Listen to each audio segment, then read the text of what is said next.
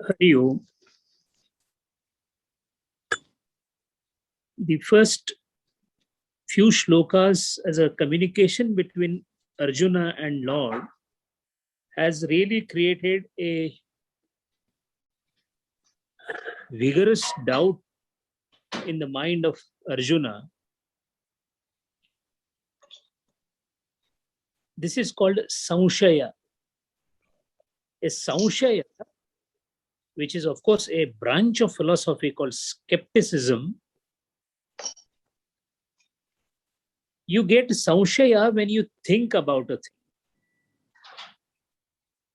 And Arjuna, being a student of philosophy, trying to become a Tattvavetta, has got some basic doubts about what the Lord is saying. All right, He's Lord, He's my friend, He's been my friend, philosopher, guide, everything is fine.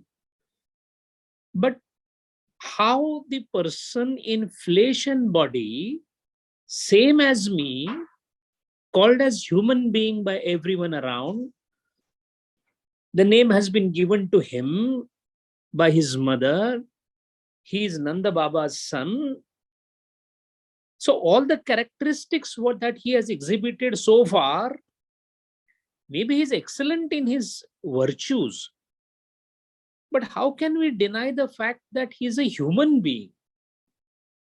And if he's a human being, then I know he is born, he will die. So there is a limited period for which he'll be in this body. How can then he claim that I was the one who taught the sun, the Vivaswan? So there are two possibilities that come to the mind of Arjuna.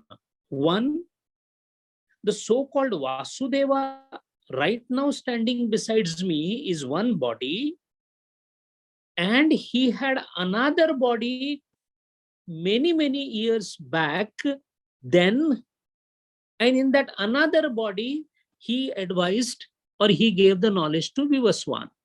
So that means the Vasudeva had two different bodies. And if it is the same body that he is speaking to me, which taught this sun or the Vivaswan, then that is technically not possible because this body doesn't last so long.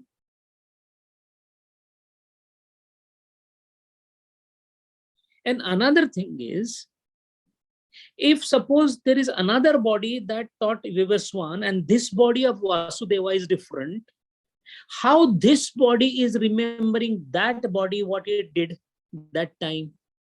Because then I am also embodied. I don't remember what my previous bodies did.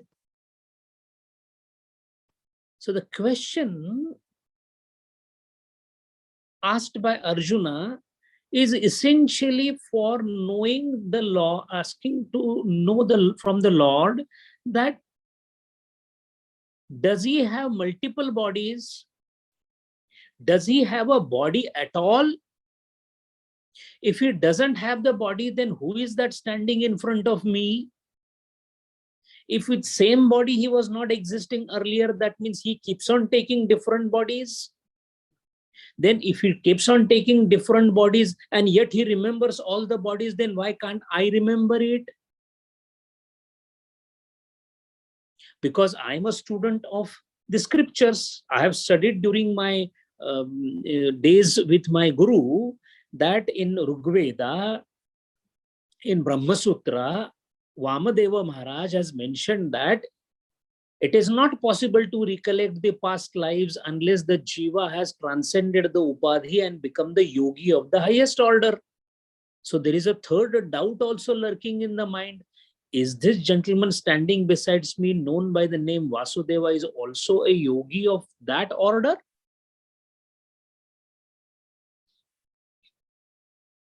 And then taking this gist into the current parlance, whenever the Bhagavad Gita is studied, the commonest mysteries that we are faced with is, which normally a Hindu mind is not really facing this dilemma because we have this Shraddha from beginning that there is reincarnation. But the Western mind, Western philosophers, Western mind, analytical or reasoning mind, the one which believes in what I see, what I know is the truth. Such people whose pramana is pratyaksha darshana, apart pratyaksha maximum anumana they see, but on shabda pramana or agama pramana they don't have much faith. Those people, they ask a question that this appears to be a metaphysical twaddle, as Max Muller said. The same Max Muller to whom Vivekananda called him as a reincarnation of Sayanacharya.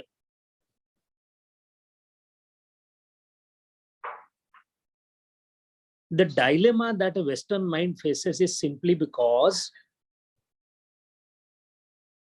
how to explain, if at all you recollect the past lives, how do you explain it? What is the methodology of explaining it? And the answer to that mysterious question, in one stroke, Bhagavan has given answer to a couple of mysteries normally the world faces. One is there a reincarnation? Is there a next life? Is there a past life? Is there reincarnation? So that is the one fundamental mystery. Second is, if it is so, why don't we remember it? And third is, what happens to those who remember it?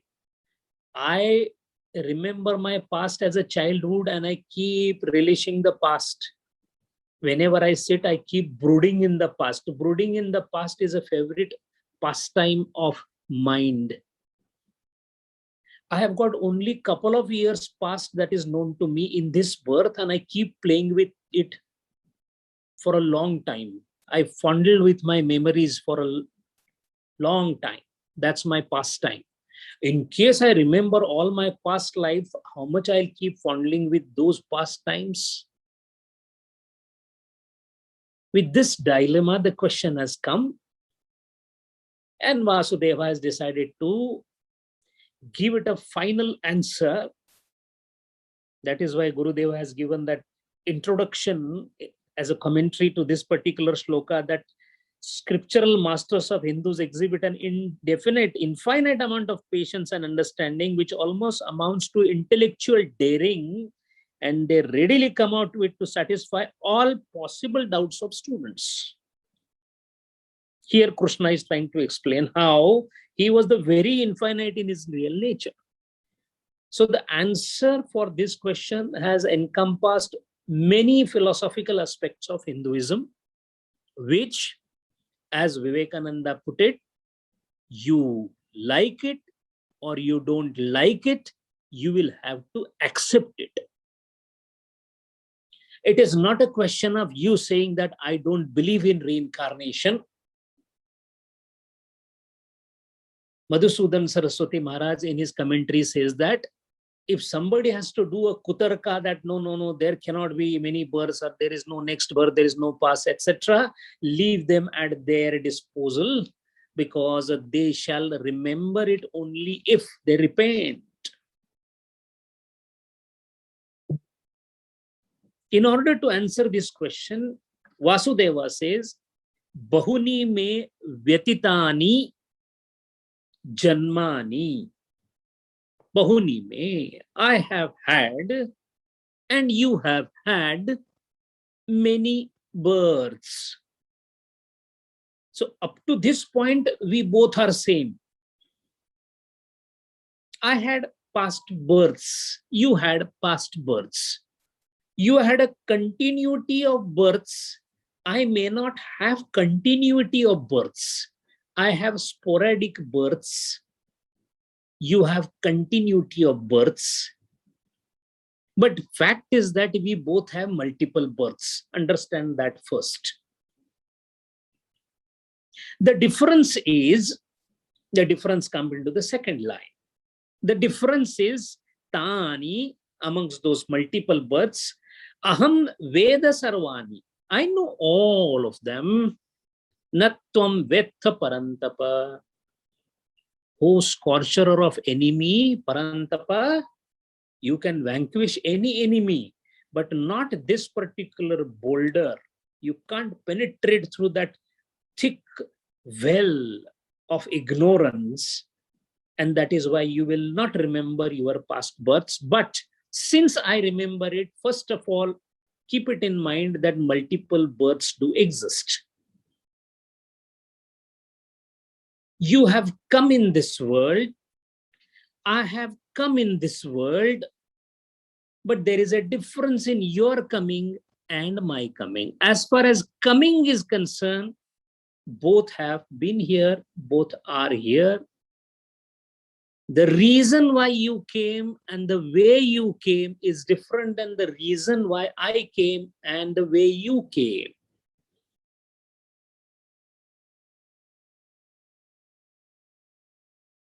मैं खुद आया नहीं लाया गया हूं.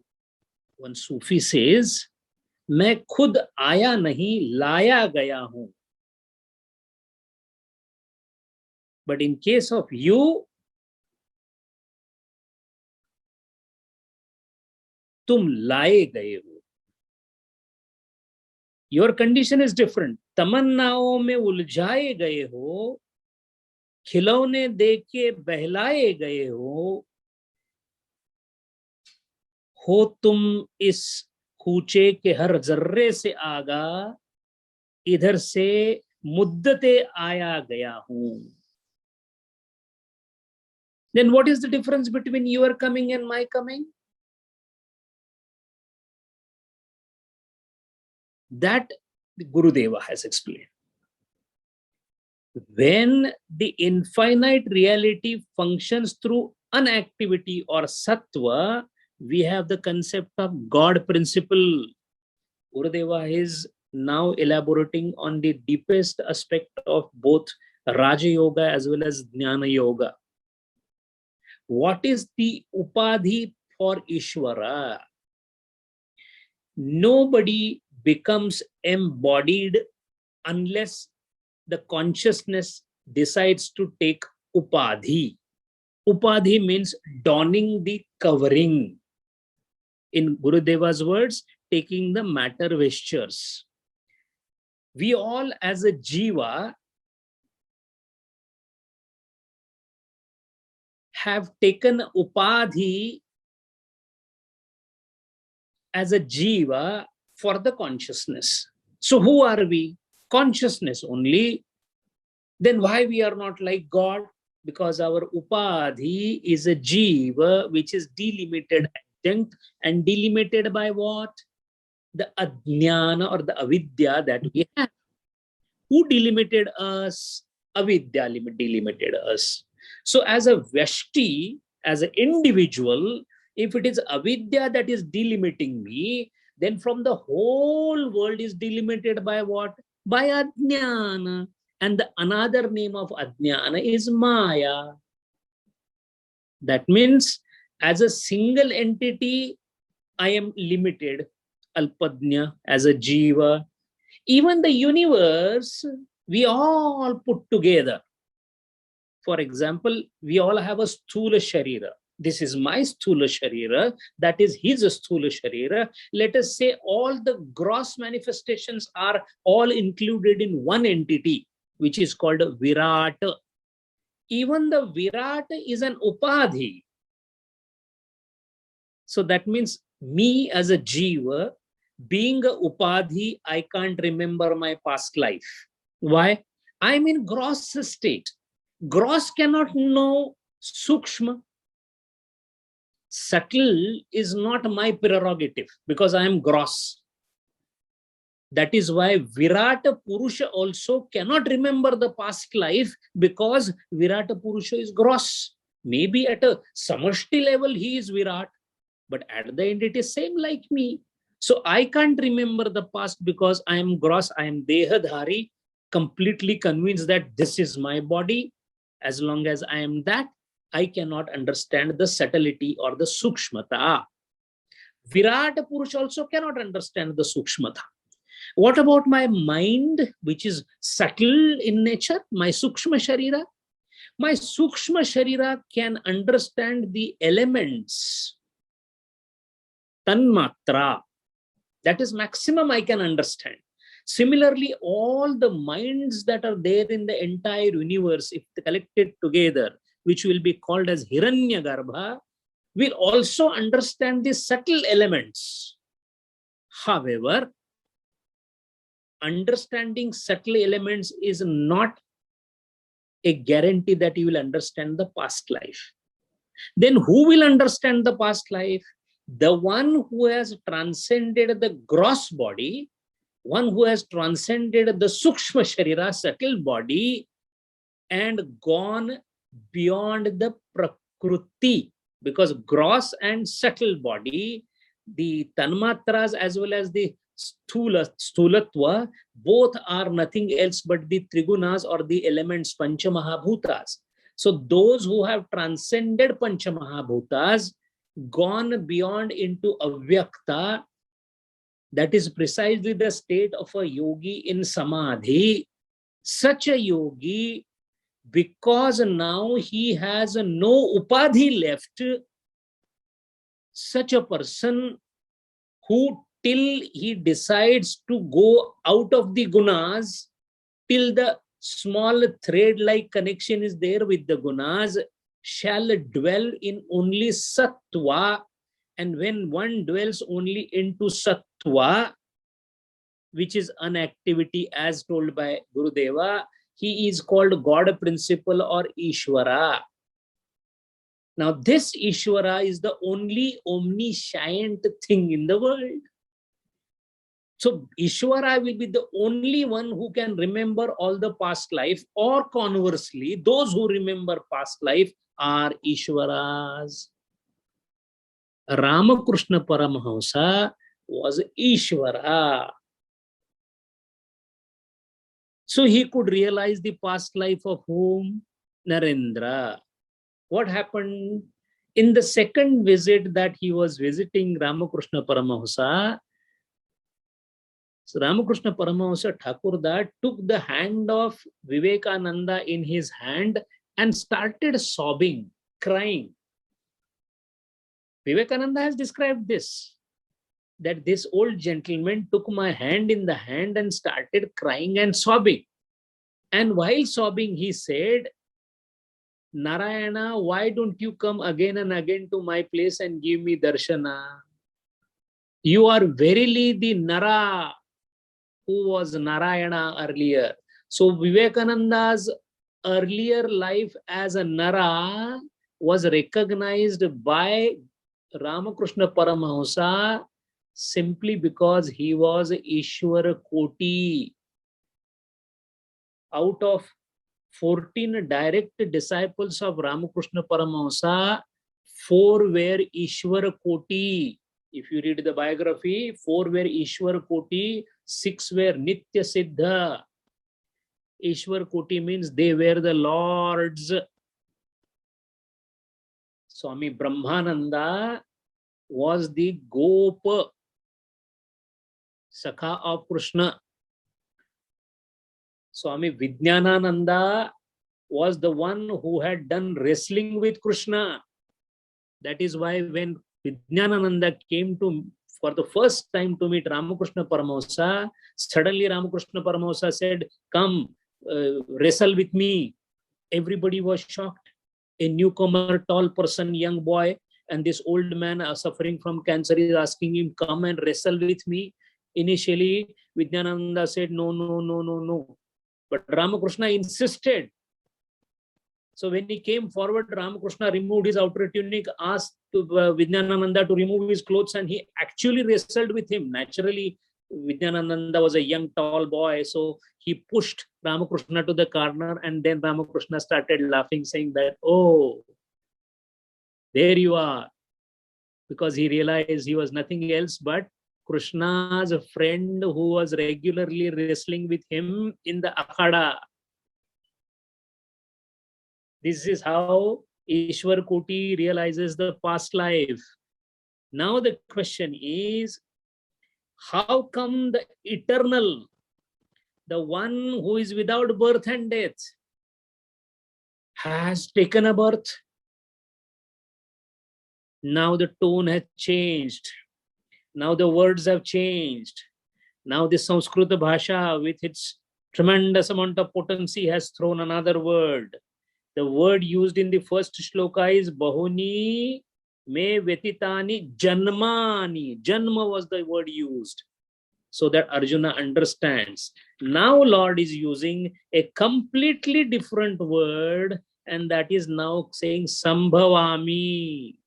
Sambhava is different than Janma. Lord, when he descends avatarita, then it is Sambhava. Sambhava means it is just a possibility. Gurudeva has used the best possible English word in this. He says, Lord assumes ignorance, means ajnana, means maya, as a pose, not as a fact lived. So Lord assumes a pose of ignorant. Sarvajna becomes partly ajnani, so that we understand him as one amongst us and learn. What more compassion can be expected from Lord? Now comes the question, how is this process of a completely inert, nishkriya, triguna rahita, shuddha, shukram, Lord, nirguna, becomes a saguna?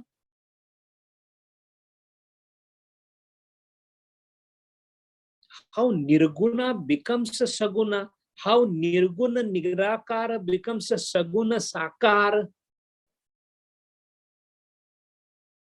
Because to be in saguna sakara, that means you have to be embodied sharira.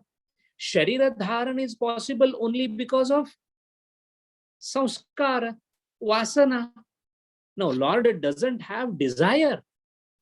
He has ichha shakti as a potency, but he doesn't have a desire. Now, desireless person, how can he be born? But at the same time, he is born. Not only is he born, he is aware of all the births of all the things. To explain this, looking at the dilemma of none else than Arjuna, the first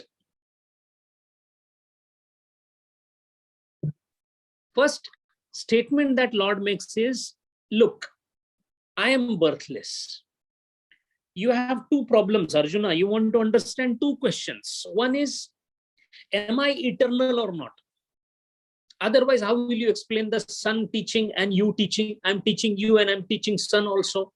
That means I have to be eternal. Present then, present now, and present in future, eternal. And second, your question is, I have to know everything, omniscient. So both questions, Lord is trying to answer, that I am omniscient, I am knowledgeable of all, I am sarvajna, and I am anantatva, I am eternal. The biggest problem is a man getting emancipated and becoming Lord is understood. But Lord becoming man is something difficult to understand. The water is flowing from all the rivers and the ocean is formed. Understood. But if someone says the ocean then goes back and becomes a drop of water, we can't understand it. बूंद समाई सागर में जाने हर कोई, सागर समाया बूंद में जाने बिरला कोई. Kabir Maharaj says, only the rare intellect understands how the Almighty can become embodied into a 6 foot or a 5.5 foot human body. That is why it is called Leela. When small person with small power does something of a very high power, that is called Chamatkar. But a person of a high superiority does something of a very lowly nature, that is called a Leela. For Ramakrishna Paramahamsa, The difficult part was not to go into the samadhi and remain there, but it was difficult to come down from there to the normal mortal level. That is why he was Ishvara.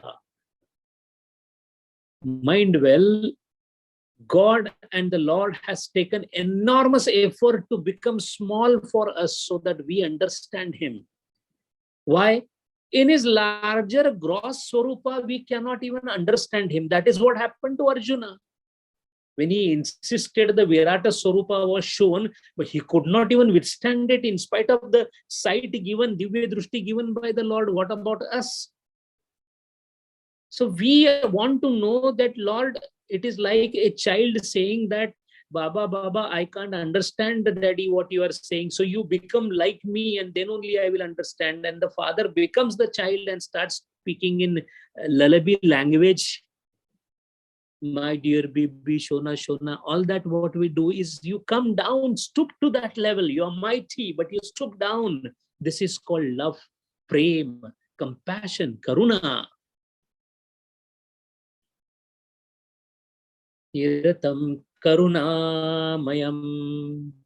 Why Gurudev is karunamayam? There was virtually no need to talk to us. He had reached. Gurudev had absolute no reason whatsoever but the compassion, karuna.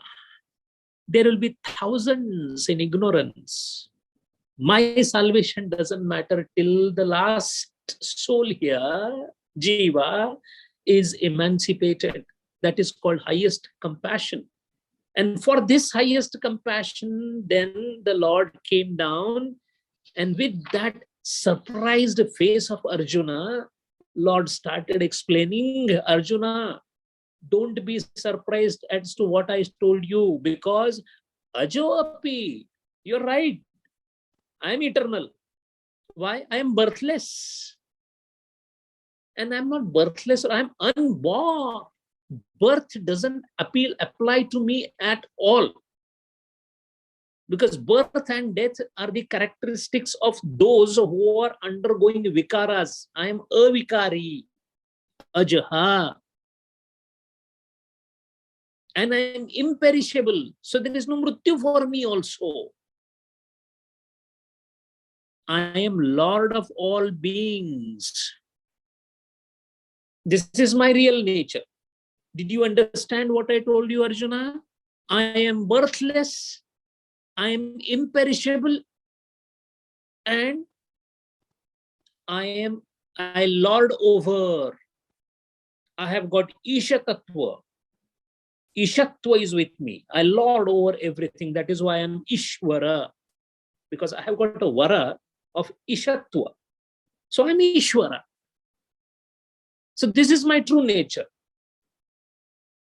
Now I know what you are going to ask. If this is your true nature, how can I see you here right now, right on my chariot, right besides me, talking to me?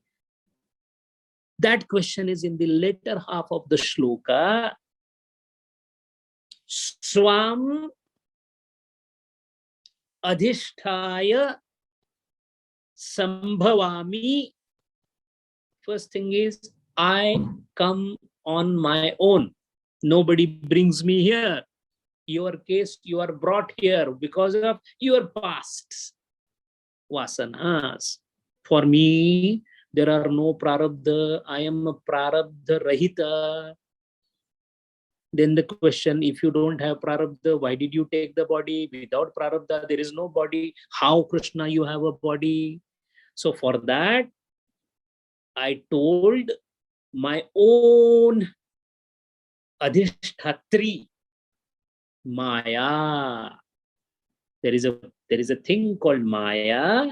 She works under me. I told her, oh Maya, I, Ajaha, wants to now get into this world. So prepare the ground for me. So the Maya immediately started working and prepared the ground. What ground she prepared? Whatever the Lord needed. I want to be in Yadav Kula. All right, done. make me born into the prison, done. Let me have a mama called Kausara Maharaj, done. Then let me be going through the Jamuna when I am very small, done. Maya did everything. How come Maya did this? Because Maya has got potentiality of anything possible in this world. Kartum, akartum, anyatha kartum. All the Shaktis are with Maya, which is again Adhishtatri under Vasudeva himself. So the biggest magician of the world, Maya, was told by the king Vasudeva, prepare for my arrival. And she prepared it. Arjuna, that is how I came down. However, this Jadugar, the magician Maya, is showing me as a bodied person to you. But those who reach to me, they see my other side, that I have no body at all.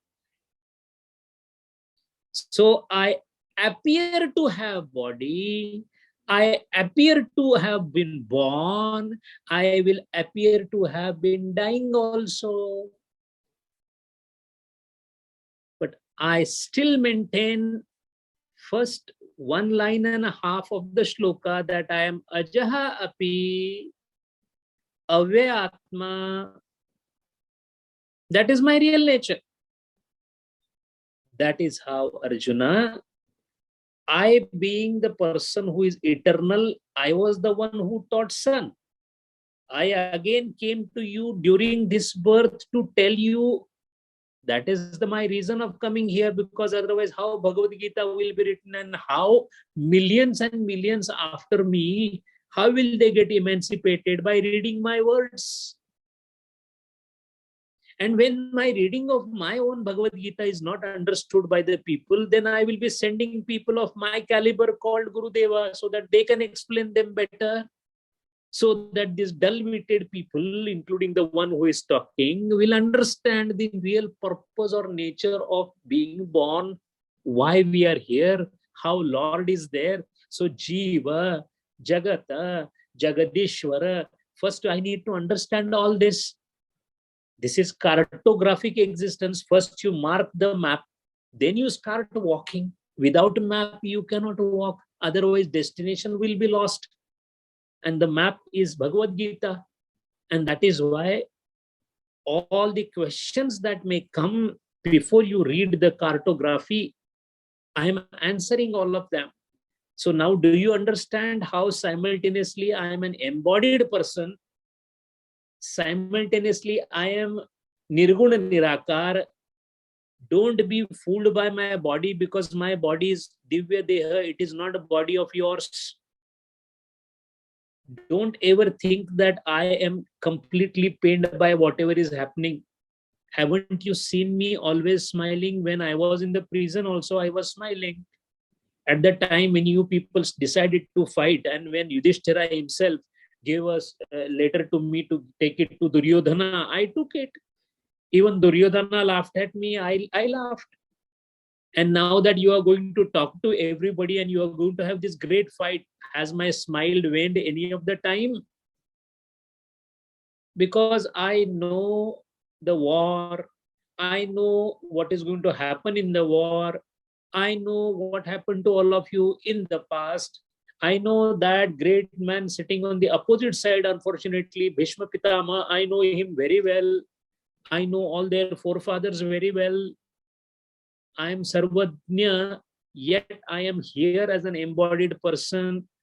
Purpose of me coming here is what? Is now the question that you must be coming to your mind. Hey, Lord, you took the birth just to help me. I'm so thankful to you. No, Arjuna, one of my purpose is to help you in the war. But my real purpose, I am going to announce into the next shloka. Next two shlokas, which I am going to say, that will really clarify why I am born in this embodied form. And also remember, tomorrow if I decide I will not be born again. Enough, avatar, I will not come again. Then what will happen to the world? This question also may come to your mind. That also I'm going to answer in the coming two slokas, so that once for all, I want to settle the whole philosophical doubts clear, so that some stupid people in the future will not ask, Hinduism is such a funny religion having thousands of gods. Hinduism simultaneously believes in monism as well as multiple gods. To understand that, you must understand the basics of the Hindu philosophy. And the basis of Hindu philosophy is Veda, and the living embodiment of Veda is Vasudeva. And that is why, Arjuna, I am forever free from the Maya. Because Maya, I'm the Adhisthana. Maya is under my spell. The world is under spell of Maya, but Maya is under me. That is why I never get caught in Maya. So that is the reason I come down. But I come down only one step below, not beyond that. I come down in Maya, so I become Mayopadhita. So Maya becomes my Upadhi, but I don't go beyond Sattvaguna. The problem with you, Arjuna, is you have Malina Sattvaguna. That is Avidya. I have Shuddha Sattvaguna. So Maya cannot control me. You have Malina Sattvaguna, so you are under the spell of Maya. Once you are under the spell of Maya, you become Alpadnya. I am not under the spell of Maya, so I am Sarvadnya. Only difference is that. And this only difference, Gurudeva has very nicely explained. He says, moment Arjuna realizes this limitation and crosses this limitation, then there is no difference between Krishna and Arjuna. Gurudeva has mentioned in the commentary. That is why an ordinary man is ignorant of working of this vehicle, so it becomes a painful agony. The one who takes interest in mathematics as a subject, he loves to solve the equations and asks for many because he's enjoying it. For the one who is not understanding what is what, mathematics is such a painful thing. The one who has not understood life, who is a Jeev, Jagat, Jagadishwar and their Sambandham, they always feel it's such a pain. Life sucks. All those technical dialogues that we make all come out of ignorance. Once the understanding of the life is clear, but then how do I get the clarification about the life? That is what Bhagavad Gita is, sir. And that is the reason Lord himself is coming and telling that, look, I am Nirguna Nirakar. I have no business to come into this part. Even as a Ishvara, I do not favor anybody. I'm full of justice. I have my special representative called Lord Ganesha, who is given this task of doing right for right, wrong for wrong. And we do not do any kind of partiality. It is a self-run vehicle. And mind well, every time we give a slap to you, it is because we want the child to behave. And through behavior, ultimately, what do you want? We want you to come and meet me. Sarva dharman parityajya mamekam sharanam raja aham tva sarva papebhyo mokshayishyami ma shuchaha. I know you are making mistakes. I am here basically to see that your mistakes are ended. For that, I always give you lots of punishments, which are basically meant for making you better.